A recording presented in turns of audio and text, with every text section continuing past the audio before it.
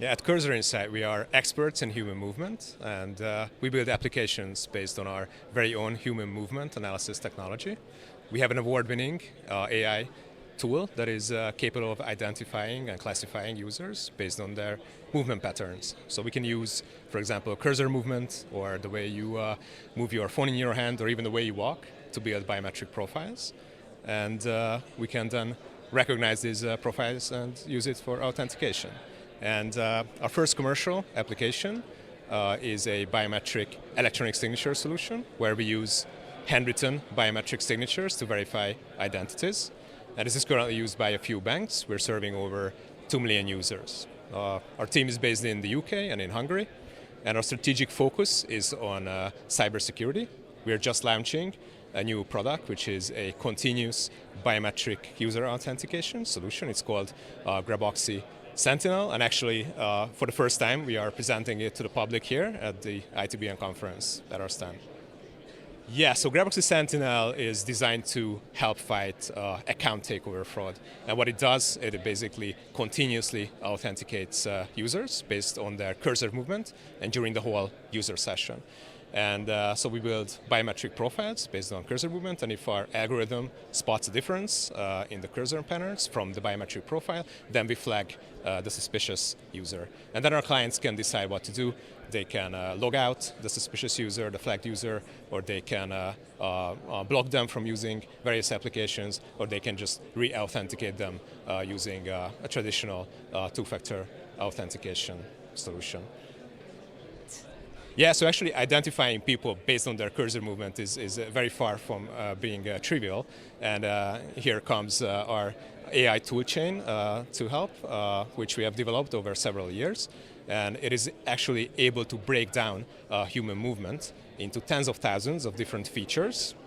It's easiest to imagine this as a dictionary where we use mathematical words and expressions so that we are able to describe certain movement patterns very accurately.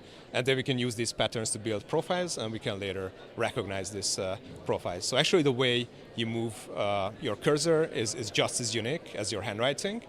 And these small differences between people makes it possible for us to build these biometric profiles.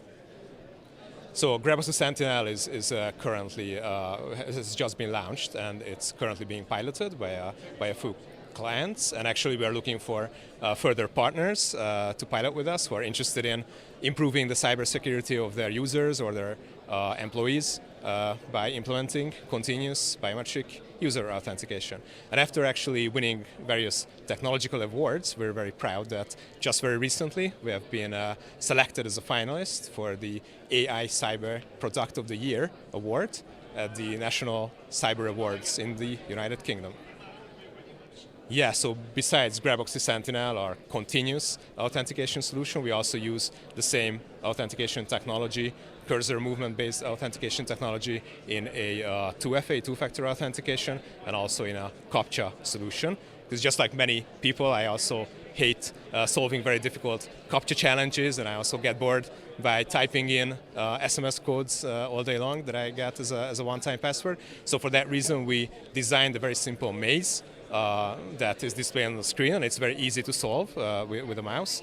And so because we are looking at how the maze is actually solved, it doesn't have to be difficult. And even if a bot, for example, is able to solve our CAPTCHA challenge, we still are going to be able to spot that it's not an actual human, because the way the cursor was moved, because the way we analyze cursor movements. And so the great thing about this is that it doesn't really matter how the CAPTCHA challenge, the maze, looks like, which means that it can be customized. It can use any custom colors. It can even use certain brand elements or logos of the client who's implementing it in their website.